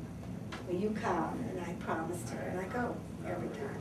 We Is did she that. at, My mother would, when West we, End? when my mother was living, and we used to go to the cemetery before Rosh Hashanah, we had to stop at every I grave and remember say, that. Hail Malay to every one, because she didn't know whether the Mailers would really come to Yeah. Dr. Mailer, and she didn't know whether this Mrs. Shapiro was living and her husband was buried here, and she couldn't come. We went to all the graves for the people, because my mother was the one who taught us to do that. We still do it. We still do it. We still do it because We still do it. Wow. Well, I think that maybe we should, we near the end of this tape, maybe we should use this as a good, how about- well, I just, no, I think that, this is, there are only so many of these things you could do, only in a certain time. I mean, it would be nice to do it some more. Some other time. But I just kind of, we've, I don't know, let me see how to end this. You have any last thoughts that you want to express to future generations? Some aspect of your life or of life in St. Louis or your parents' lives. Let me say something for me. Because you were talking about how your parents interacted. When I was a kid, I was once introduced by actually Mr. Cherrick at Base Pender Chicago, on whatever, North and South. I met, as this was Dr. Simon's grandson, well, that caused like a sensation. Can I tell you something? And it was years. When I started Wash U, and some of the seniors were there, your father was my teacher, and it, blah, blah, blah, blah, I mean, with Irv Goldfarb. Oh, yes, oh, yeah. Well, what's his name? Walter Ehrlich used to Walter say to me, Ehrlich, and yeah. all of these All people of say them. to me, They all to remember me. it, yeah. And every once in a while, They still- Not yeah, anymore, they're all gone. those people are gone, but, Yeah, you know, but still. until very recently, they all mentioned it. They still. No, You Isaac know, Young. I see Bill Simon, Isaac Young from Olivet? yeah. Was that student of your dad's? Wow. Bill Simon, you know, Jody Feldman that lives in Oh. the corner, her father. Wow. Mr. Simon, Oh, that was that's right. the short, The Shabbos. at Shared Sheraton. Wow. So I still get it. Yeah. When he went to teach at the yeshiva when they moved to on Skinker, there were a lot of people still, because And they wanted to be his they students. were Everybody wanted to be his Shalamis' students. age. Yeah. Don, what's his name? He remembered Daddy. Bukowski. Mikowski. Let me, so I just want to kind of close the loop on the houses. You ended up, when did you move to Cabot? After 5645 Vernon, then we moved to Cabanne. And was We that in the owned middle it- of the we- war? It was about 44, I was, I think. We were No. still on Vernon. No. No, I think It I was just was in ninth 41. grade. I think I started high school living there. So I was in ninth grade. Party, So that'd be I 40. was a freshman it when I was was still on Vernon 1940. So it'd be, at Isaac College. yeah, but, okay, so that would be 1939. You were a Because freshman. I No, transferred, 1940. 40. 40. So, 40. and you still lived on Vernon? Then we moved in 41. And that was that a single family or was that a two family? Four Two family. family. Four family. On Vernon? No, Cabot. Cabot. Cabot, Four it was family. four family. Okay, and that was something that you guys And it was owned? interesting because the downstairs had 5 rooms and the upstairs had 2 stories. Seven So, floors. 2 floors. Oh, wow. So there were 7 rooms. We had 2 bedrooms and a half bath on the 2nd floor, and, which was a 3rd floor. And then we had, but they had downstairs, but the downstairs apartments were only 5 Smaller. rooms, I think. They And were you lived there till, well, some of you married from there, but you- 59. 59, and that's when you came here to, you left the city. moved And here. they moved the same time that we moved into our house, where you were 6 months old. Right, to Olivet. Yeah, just a month or 2. Yeah. When did you come in? July. We were in June. They were just right at the same time. So 48 years in this Yeah. house, wow. Yeah. Finally found a house you could stay in. So there was a lot of movement.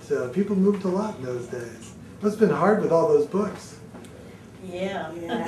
What about, yeah? Didn't move a lot. We, from 40 to 59 was a long time. No, that's true. That was a long one too. Well, your dad died in what, 48? 46. 46, and it was, you were married in 45? Yeah. Right. 45.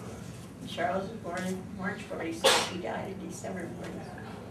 And I know that Charles's birth had a big impact because to this day, my mother still calls me Charles. I do. You know how you do. My grandma used to do, my mother used to say, when she was yelling at somebody, she'd go down each Yeah, line until I she still finally do did it. that. I do it too, Yeah. believe me.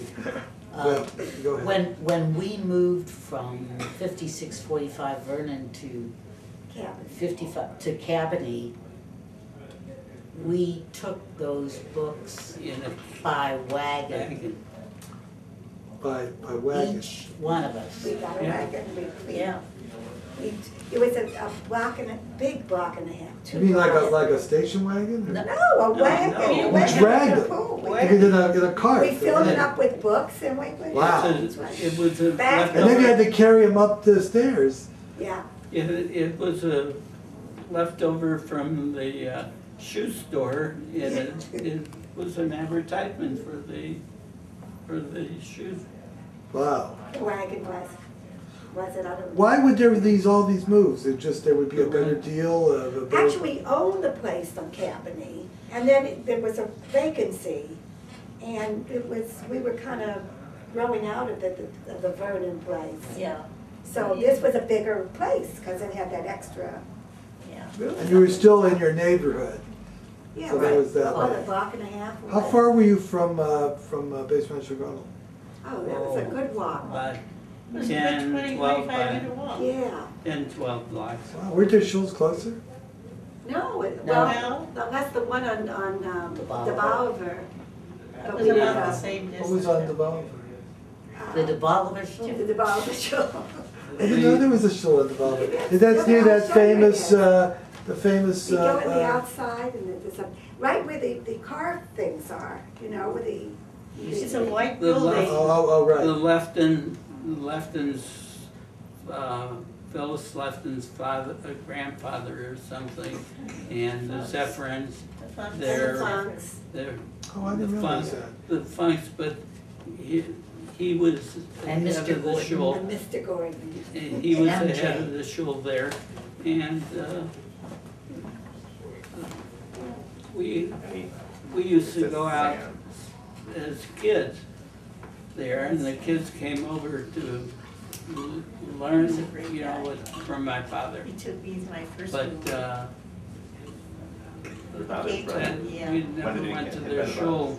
Once in a while, we'd go to a service there, or we'd be I with the remember kids, his visit. He we'd go stayed in for quite a while. to down. And he used to love westerns, and on Broadway, there were these movies that showed over and over the same thing, and he used to go down, and he took me to the movies. And then I remember 4th of July, the first time we went out on a picnic, and we shot rockets, and we had sparklers. That was to show Uncle Sam. This is my father.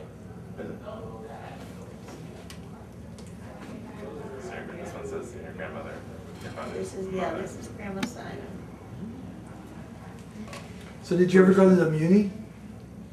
Oh, we always went, we always Right. went. I Now, sold, that must have been a good walk. And David sold Nathan and I sold newspapers at the You know that the long walk, that they came there at intermission, and they were there. Oh, you would sell the next day paper? Yeah, the morning paper. The morning paper? The Globe Globe Democrat. Democrat, 3 cents, Here, I think well, yeah, really? 3 Wow. cents.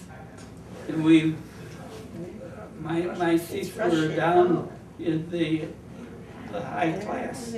Yeah, because they waited to come, but they let them sit on the Oh, they let grass. them sit There was on the- grass in those days on the side. Yeah, but if there were, No people there, you sat in the seats that were Yeah. vacant. Let me, you know, we've had this hot weather, and it reminds me, you know, when you were growing up, there was no air conditioning. So what did you all do? Did you sleep on the roof? We waited till the horse and wagon came, delivered the milk, and he'd take a big chunk of ice that he used to keep the milk cold, and he'd throw it in the ground, and we'd all grab a piece. Grab his ice. And The we'd ice, suck on the ice. there were still Yeah, trucks right. carrying it, delivering ice, because some people Yes. had those kind of We used refrigerators. to run after him. And we'd run after them, please give us some ice. What about at night? I mean, was there a porch that you could sleep Oh, on? Yeah. On Campany, actually, the two rooms upstairs went out into a roof. And so we used to sleep there until the sun came out very early in the morning, so we had to go in, because it was thing. But we used to The sleep out fire in the roof. department across could see right in. Yeah. Oh, because was there a fire station right there? Behind us. On The Campany? Hodemont streetcar when, On the other side of The the other- streetcar tracks. Yeah. Oh, were you backed up to the Hodemont Yeah. right away? Yeah. Let's see, what's it, every few minutes there was the train went by. No, we never noticed. Streetcar. Streetcar, yeah, well, it makes a noise. Yeah, we never Yeah. noticed it. We found it very convenient, we didn't have a car. We got out the We back just go door, out the back and we door. went down to the steps, and there was our place to go, with our private coach. And the streetcar was right there. is that true? What? No, you got 9 minutes. Well, you don't have to use them sometimes, if you want. All right, well, we thank you all very much for these reminiscences, and some other time we'll do some more. well, yeah, that would be wonderful. That'd be wonderful. You guys can come out to Washington, and I'll put you up at my house. When we were kids with our parents, because we don't know anything. Absolutely. Absolutely. People didn't talk about those Yeah, kind they of did, things. they There were did, they very wanted few to people. forget where they came Yeah. from, I think, you know, it was a hard life, Yeah. and they went, just like the Holocaust survivors, at first, they didn't talk I know, about it they didn't either. talk about it. And I don't know whether it was Elie Wiesel's night that made them all of a sudden get interested, and one little by little, they began talking, but they didn't do it either. All right, well, thank you so And much, thank and you thank very you, much. our Alan, our Alan, videographer. I hope it comes out. I do too. That's a wrap. Cut.